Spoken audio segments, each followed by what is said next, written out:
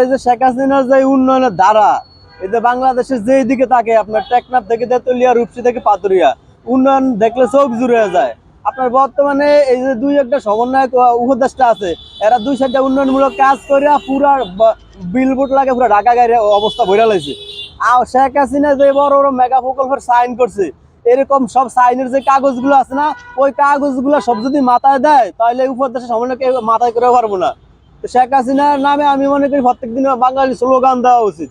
মানুষ মহিলা গেলে বোঝা যায় তার অবস্থাটা বা তার অভাবটা। কারণ শেখ হাসিনা গেছে, এবার মানুষ শেখ হাসিনা অভাবটা বুঝি। কারণ শেখ হাসিনা যে আসলে এই দেশের জন্য একটা ম্যাচিং বা যোগ্য সরকার, এটা শেখ হাসিনা আবারও প্রমাণ করছে।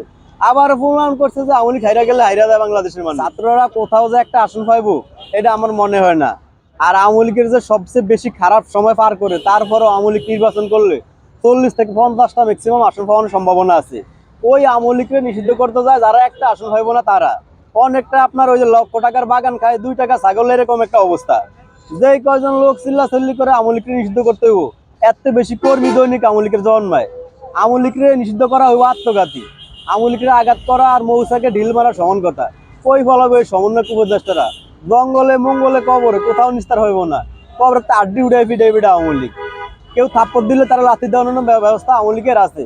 আপনার অপারেশন ডেভিল হার্ট নামে যে আওয়ামী লীগ নিধন কর্মসূচি চালাইছে সরকার, একটা কথা সব সময় মাথা রাখা উচিত যে আপনি যার ফলে অত্যাচার করেন সে কিন্তু আওয়ামী লীগ।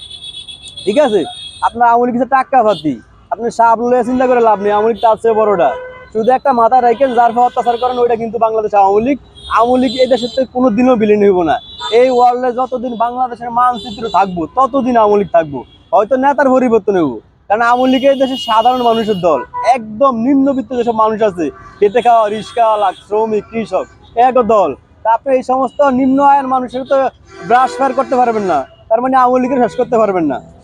ঠিক আছে, আওয়ামী লীগ যদি ডাক দেয় যে কোনো সময় আমরা সাধারণ মানুষ প্রস্তুত আছি, শুধু দেশের উন্নয়নের স্বার্থে।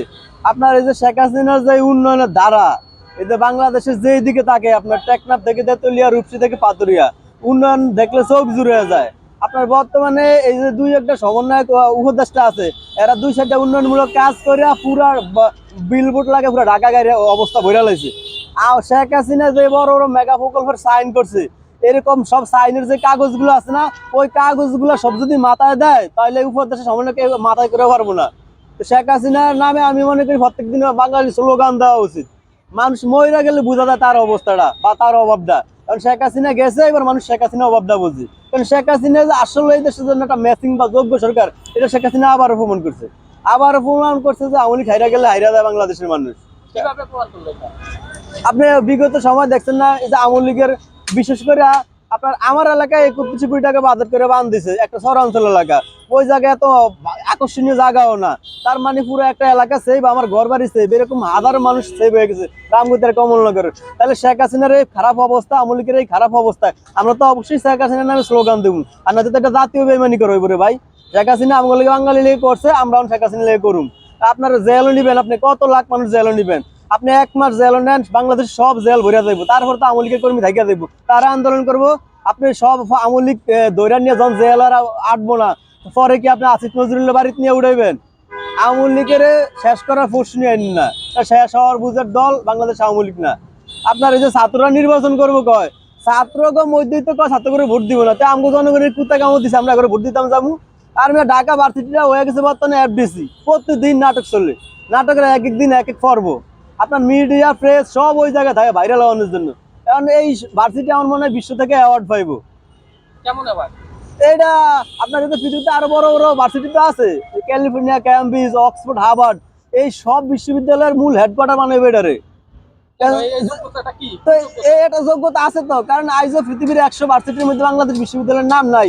তারপরে এইবার একটা নাম হয়েছে পুরো ওয়ার্ল্ডে, আমাকে নাম অনেক কথাই চিনে, একটা চিড়িয়াখানা ঢাকা ভার্সিটি তো চিনছে না।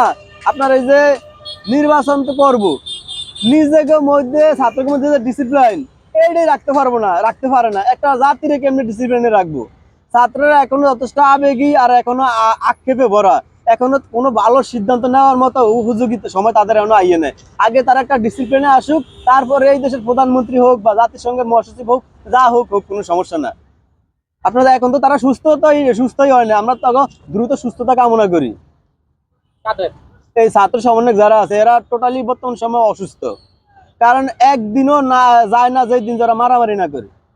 এখন এই এই আর একটা দেশের একটা জাতিরে কি দিব যে এরা নিজেরাই কন্ট্রোলে নাই। সংস্কার করার দরকার আগে তাকে নিজের মধ্যে নিজেকে মধ্যে সংস্কার করাটা ফরজ। আপনি বাইরে কি সংস্কার করবেন? এখন এরা তো বিলিয়ন দেশের সর্বোচ্চ বিদ্যাপীঠে পড়াশোনা করে, তাদের তো ওই জ্ঞানটা আছে যে তারা ক্ষমতায় আসলে আপনার রাজনৈতিক জ্ঞান হচ্ছে অন্যরকম কিছু। আপনি যদি আসার বিজ্ঞানী হন, সর্বোচ্চ মেধাবী, তারপর আপনি দেশ চালানোটা অন্য ব্যাপার। ঠিক আছে, তাইলে তো পৃথিবীর বড় বড় ভার্সিটি যারা পড়ে তারাই পৃথিবীর সব দেশ শাসন করতো। তো ট্রাম্প আর ক্ষমতায় বইতো না, আমেরিকা বা ভ্লাদিমির পুতিন বইতো না। বুঝেন না? এটা তো বিলিয়নের ব্যাপার, রাজনীতি অন্যরকম। আপনার এই যে ভদ্রতা ধরেন ধরেই লইছি ডক্টর ইউনূস ভদ্র বা যথেষ্ট মেধাবী, কিন্তু দেশ চালাইতে পারে? দেশ চালানো